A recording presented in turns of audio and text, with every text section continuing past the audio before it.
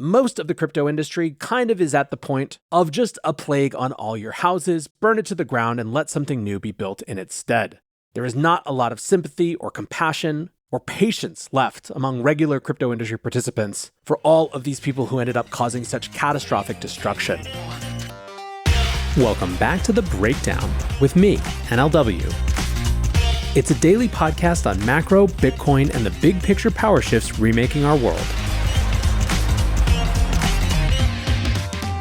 What's going on, guys? It is Friday, October 20th, and today we are talking about the SEC dropping the Ripple case and the New York Attorney General suing DCG. Before we get into that, however, if you are enjoying The Breakdown, please go subscribe to it, give it a rating, give it a review, or if you want to dive deeper into the conversation, come join us on the Breakers Discord. You can find a link in the show notes or go to bit.ly/breakdownpod. Well, friends, there is some serious excitement to close out this week, and no, I'm not even talking about JP Morgan's report that an ETF is likely to be approved in the next few months, or Bitcoin's morning rally up above $30,000. What I'm talking about, or at least where we want to start, is with the SEC dropping the Ripple case. Specifically, the SEC will no longer pursue allegations against Ripple CEO Brad Garlinghouse and Executive Chairman Chris Larsen. The pair had been named as additional defendants in the Ripple lawsuit, with the SEC alleging that they had aided and abetted the company in violating securities laws. The issue was the sole outstanding matter in the Ripple case after the judge ruled that this part of the lawsuit should continue to a full trial due to disputed facts. Other matters were decided back in July, with the judge finding that public sales of XRP tokens on exchanges, as well as distributions to staff and subcontractors, did not constitute the sale of unregistered securities. Now, the court did hold that sales of XRP tokens to institutional investors did satisfy the Howey test and were therefore considered sales of unregistered securities. The SEC's Thursday filing said that the regulator would continue to pursue its claims against the company. Earlier this month, the court ruled that the SEC could not put forward an appeal of the Ripple decision until all outstanding matters were resolved. Now that next April's trial has been vacated, the path is cleared for an imminent SEC appeal of the decisions which went against them in July.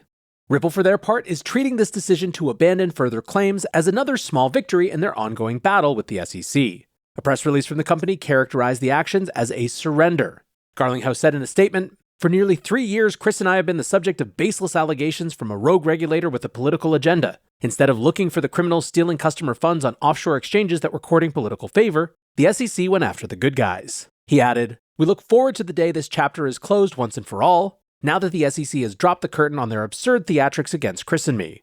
Larsen said, quote, "We are legally vindicated and personally redeemed in our battle against a troubling attempt to abuse the rules in order to advance a political agenda to suffocate crypto in America. It's a travesty that we were forced to defend ourselves from an ill-advised attack that was flawed from the day it was filed." Indeed, he went on and called the SEC's lawsuit, quote, "an abuse by the administrative state that politically connected special interests with clear and proven conflicts of interest were able to drag our names through the mud in an attempt to ruin us personally and destroy a company so many have worked so hard for so long to build." As well as dealing with an anticipated appeal, Ripple will also now need to pay penalties for their illegal sales of XRP tokens to institutional investors. The SEC filing said that the parties plan to meet in order to negotiate a settlement. They will set out a briefing schedule in November to proceed on a contested basis if no agreement is reached. This appears on the face of it to be a very good thing. And that may be true, but it's also maybe not the thing that it initially seems. Catherine Kirkpatrick, the chief legal officer at CBOE, wrote, "The SEC has voluntarily dismissed the case against Ripple senior execs. This means they can proceed to appeal the Ripple decision much sooner. Otherwise, they would have had to wait until the conclusion of that trial in late spring." Gabriel Shapiro from Delphi Digital says, "This is the correct read of the Ripple dismissal. Instead of the bull signal it might appear, it's really the SEC wanting to appeal the programmatic sales and service grant holdings immediately." Now, once this interpretation got out, that the SEC was so focused on wanting to appeal the other part of the decision that they were willing to drop the charges against the execs, some people started to point out that that also seemed a little nuts. Alliance DAO's Jason Franek wrote, "This is insane if true. It's equivalent to the SEC saying that either A, the exec lawsuit was weak or even frivolous, or B, we think the execs broke the law, but we don't care. We'd much rather rush to appeal so we can crush the crypto industry at large. If the latter, it's emblematic of how a regulator at war with an industry would behave." Mike Vavchak, also of Alliance DAO, said, "This is what a nakedly political regulator looks like. The SEC is abandoning a case in which it claims these men unjustly enriched themselves with hundreds of millions of ill-gotten gains from investors. They have abandoned any pretense of neutrality. They don't give an F.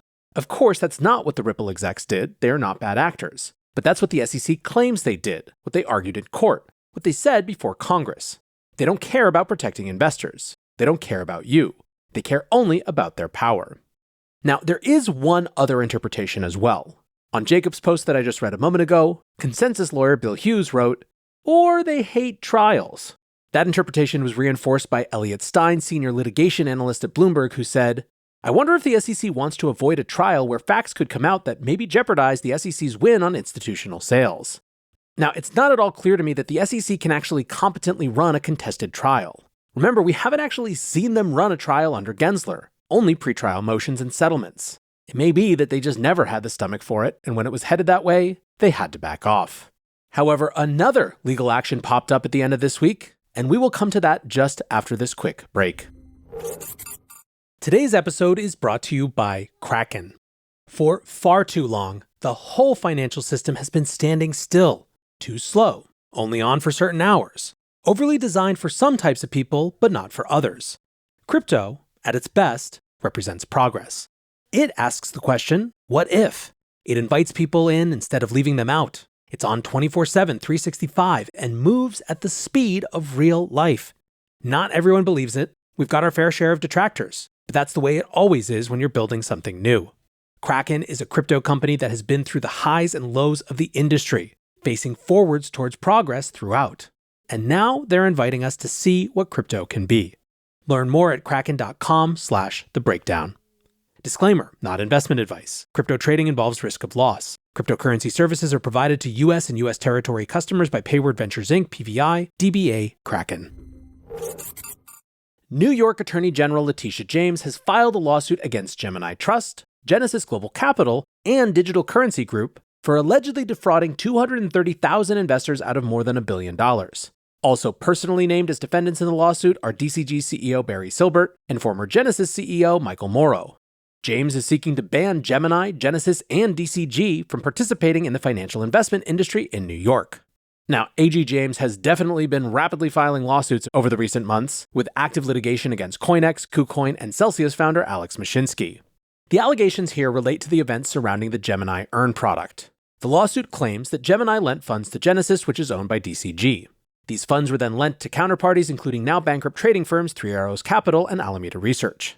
It's alleged that these counterparty failures left Genesis with a $1.1 billion loss.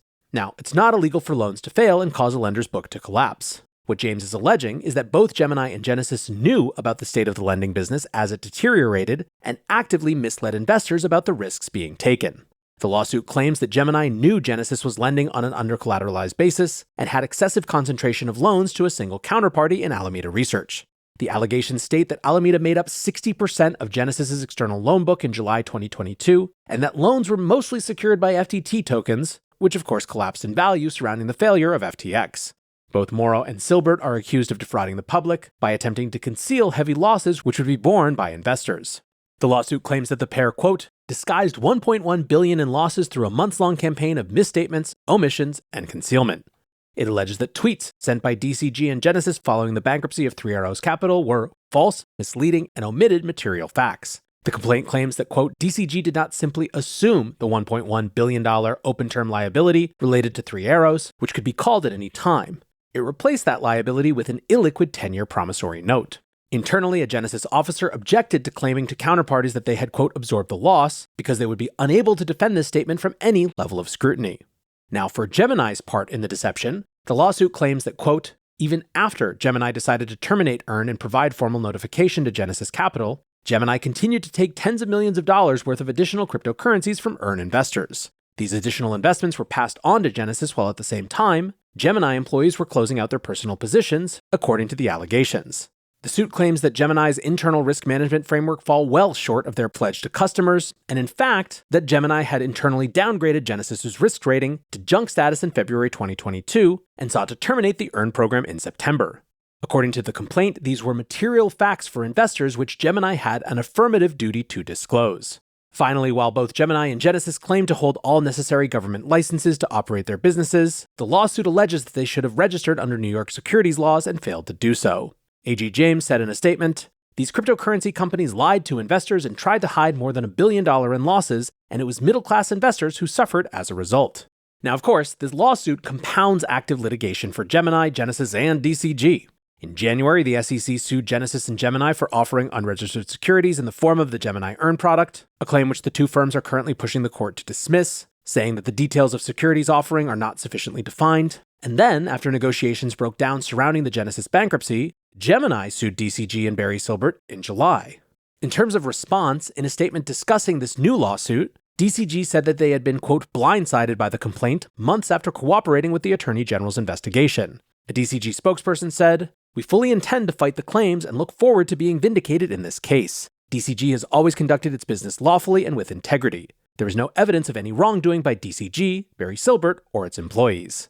Silbert added that he was, quote, shocked by the baseless allegations and said that honesty and integrity have always been my guiding principles.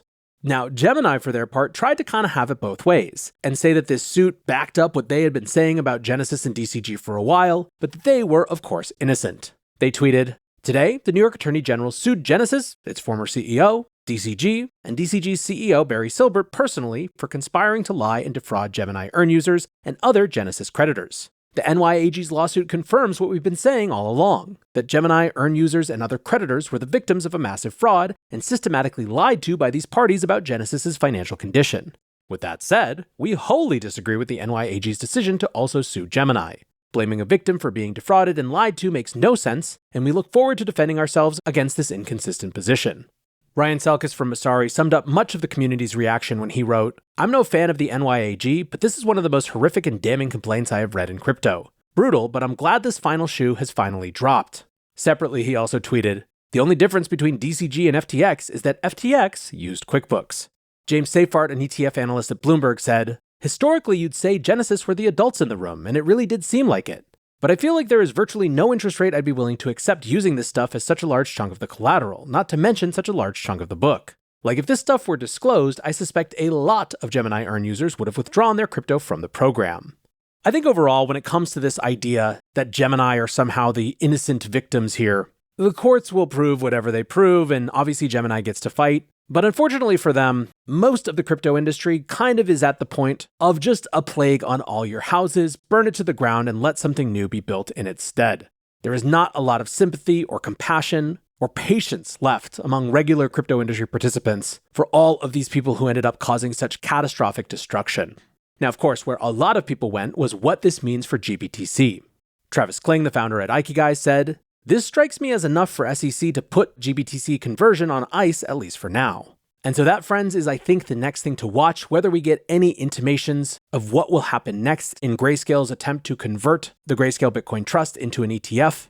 Does the SEC approve another set of ETFs in advance and let the market do their work for them? That's kind of my base case, but we will just have to see. For now, that ends another crazy week in the wild crypto industry. One more big thanks to today's sponsor, Kraken. Go to kraken.com/thebreakdown and see what crypto can be. And until next time, be safe and take care of each other. Peace.